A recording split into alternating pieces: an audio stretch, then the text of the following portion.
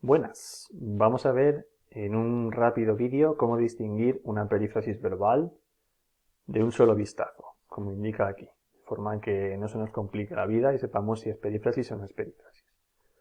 Vamos a empezar por la forma de la perífrasis. Una perífrasis verbal está formada por dos verbos, por un verbo auxiliar y por un verbo que se llama auxiliado. El verbo auxiliar aparece conjugado, es decir, en forma personal, mientras que el verbo auxiliado no, tiene que ser en forma no personal. Es decir, tengo un verbo en forma personal, como es el caso de tengo, yo tengo, y un verbo auxiliado, que es el que aparece en forma no personal, infinitivo, gerundio, participio. Tengo un ejemplo con ir, infinitivo, otro con dicho, participio, y otro con viniendo, que es gerundio. Si me doy cuenta, aquí está, también aparece en forma personal, es el verbo auxiliar.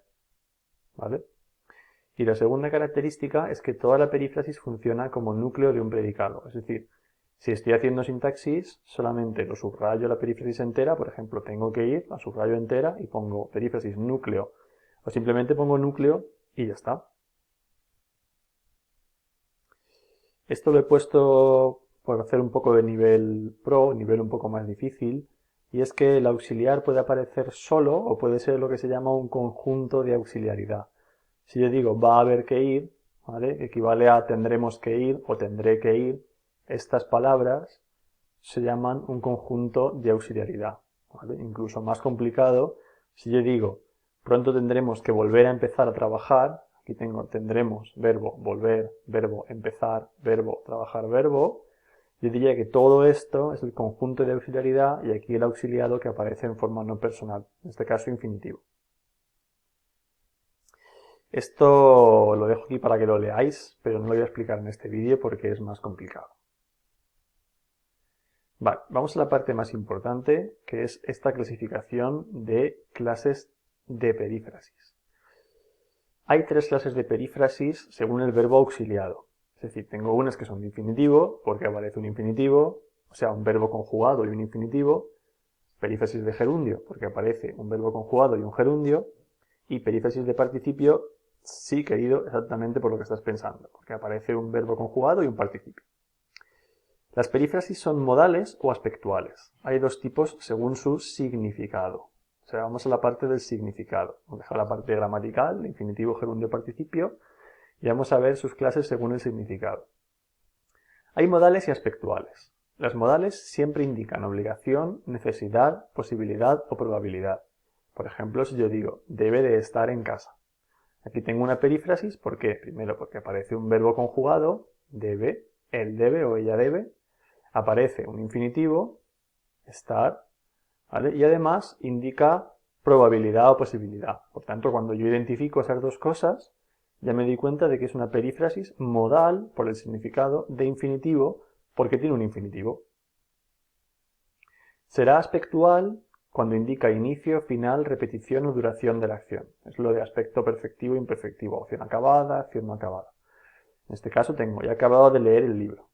¿Vale? Yo me doy cuenta de que es perífrasis de infinitivo, que tiene el infinitivo leer, verbo conjugado he acabado, y sé que es aspectual porque indica final de la acción.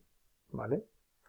Las perífrasis de gerundio y de participio son más fáciles de clasificar por el significado porque solo pueden ser aspectuales, es decir, solo pueden indicar inicio, final, repetición o duración de la acción. Por ejemplo, andan diciendo que soy guapo. Diciendo gerundio, andan verbo conjugado. Sigo estudiando. ¿Vale? Estudiando gerundio, sigo verbo conjugado. Y todas indican aspecto. En el caso de las de participio pasa exactamente igual. Indican siempre aspecto, es decir, inicio, final, repetición o duración de la acción. Dice, te tengo dicho que te caigas. Aquí tengo el participio, dicho, y aquí el verbo conjugado, tengo. El tipo trae atemorizada, atemorizada participio, trae verbo conjugado. Y es aspectual, porque indica el momento de la acción. Aquí es una repetición, ahora aquí es una duración, etc. Lo puede ir bien.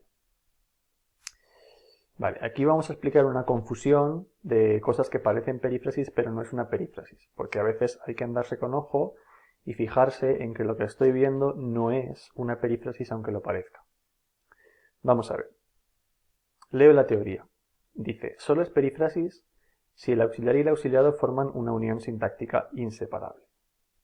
Primera característica.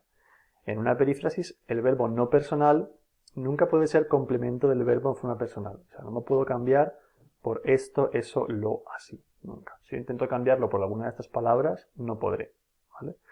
Y la otra característica importante es que el verbo auxiliar, como su nombre indica, auxiliar, pierde su significado léxico. ¿Vale? No conserva su significado léxico pleno, sino que simplemente indica aspecto o modo. Esta es la más importante. ¿Vale?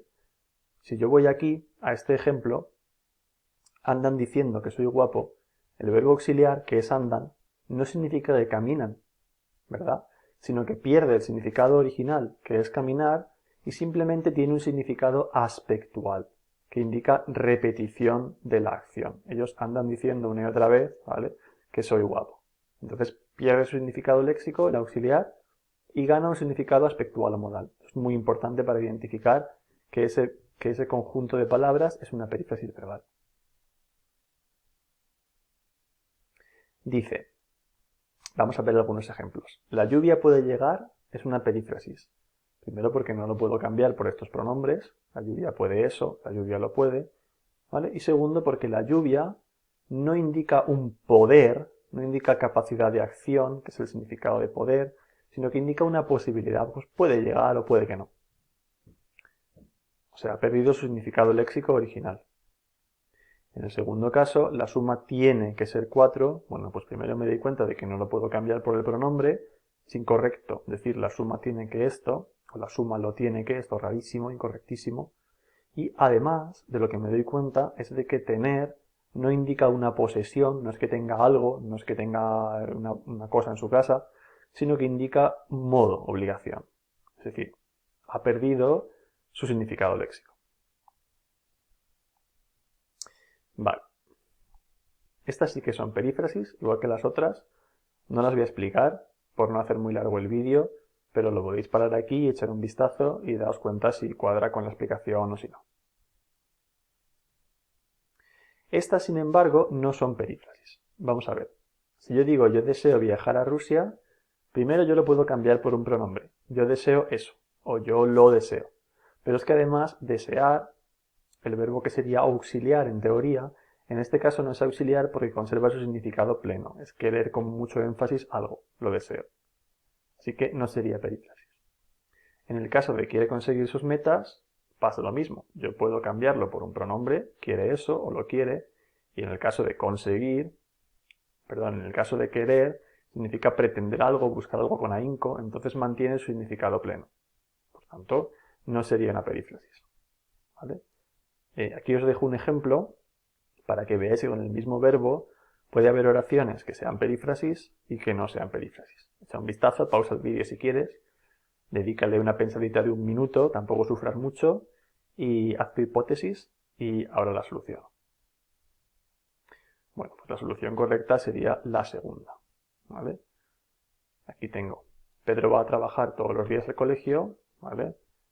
En este caso no sería perífrasis porque indica una caminata que se hace, ¿vale? O sea que él camina a trabajar, se desplaza a trabajar, ¿vale? Incluso lo puedo cambiar por va a eso, con ese pronombre. Y en el segundo no puedo hacer eso. No grites que Pedro va a trabajar un rato. Sí que podría decir va a eso un rato, es un poco extraño, pero va no tiene significado léxico, sino que ha perdido el significado léxico y aquí indica inicio de la acción, ¿de acuerdo? Por tanto sería una perífrasis.